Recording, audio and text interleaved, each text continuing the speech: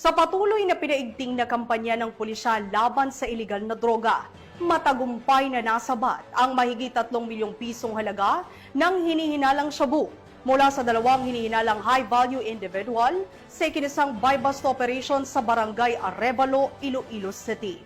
Yan ang tinutukan ni Patrolwoman Ledelyn Bansagon.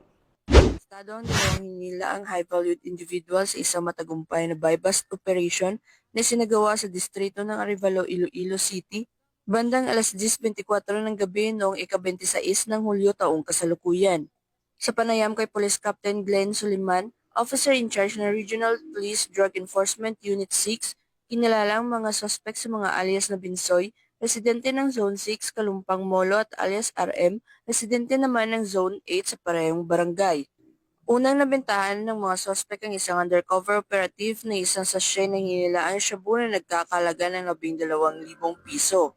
Sa isinagawang operasyon, nasa kabuo ang 530 gramo ng hinilaang shabu ang nakumpiska mula sa dalawang sospek na may kabuuang tinatayang halaga na 3,604,000 pesos. Batay sa investigasyon, lumalabas na ang mga sospek ay aktibong nagbebenta ng iligal na droga sa lungsod at lalawigan ng Iloilo. Inamin pa ng mga ito na sa Manila nila kinukuha ang supply ng ipinagbabawal na gamot. Sa kasalukuyan, nasa kustudiya na ng pulisya ang dalawang sospek at nakatakdang sasampahan ng kaukulang kaso kaugnay sa paglabag sa Republic Act 9165 o ang Comprehensive Dangerous Drugs Act of 2002.